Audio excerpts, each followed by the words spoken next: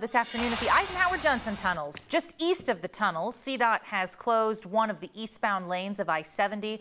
They're working on fixing the bridge deck over US 6 Loveland Pass. They started this project actually earlier in the month, but had to pause it because of weather delays. So if you are heading back from the mountains today, you should expect some delays. Over at Arapahoe Basin, ski season is still going strong. They've got 9 inches of fresh snow this weekend. They say most of their terrain is still open, and you know A-Basin, they love to stay open late. So right now their plan is to stay open until June 4th, but if they can get even more days out of this weather, Keely, they will. And they love to celebrate snow up there. Oh, absolutely. And we are actually going to get more snow. So putting those icon passes to good use. I'm sure I will be with my family. But I'll tell you what, yeah, we have sunshine today. We're going to have sunshine tomorrow. And then things are changing with more moisture moving in the form of snow up there in the mountains. We're talking rain down here at the lower elevations. But a beautiful evening out there as we wrap up this weekend. 55. We are actually at our high for the day. Winds are calm. It is lovely out here. We have high pressure in place. It's going to shift off to the east, allowing for some storms, some moisture to move in from the west. So here's a look at your weather headlines for today and really for this week.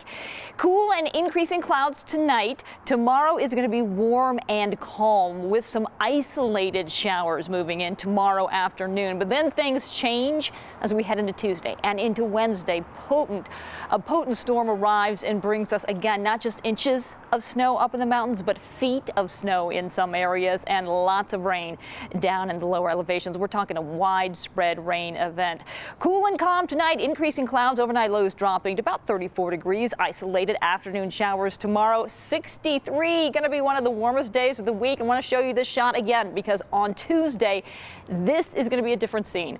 We are talking again, feet of snow forecast for the Eisenhower Tunnel area. Tuesday into Wednesday, and that will certainly impact travel. We'll talk more about that coming up in your full forecast in just a bit.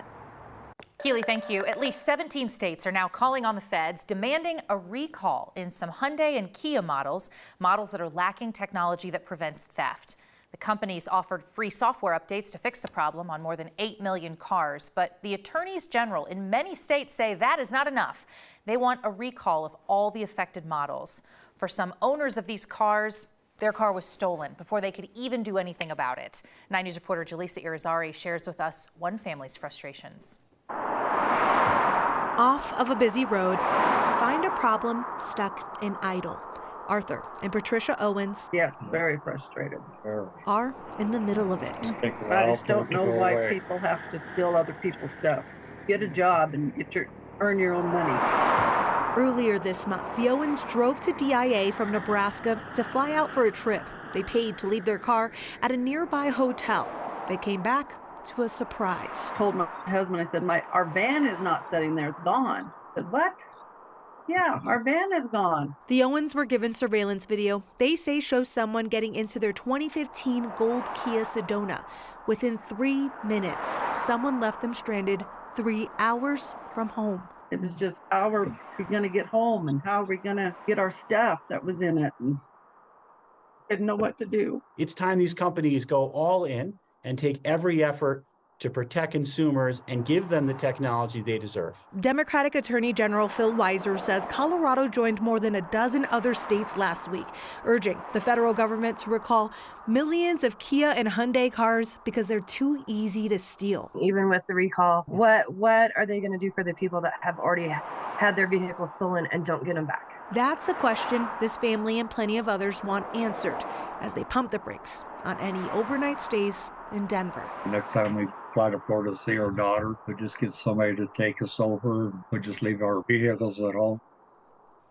The Owens say Arthur is battling stage 3 lung cancer and 4 of his extra oxygen tanks were in that van when it was stolen. They say their insurance company is working with them, but it may be a bit until they have a reliable car to take him to and from his doctor appointment. So definitely a tough situation for a lot of people.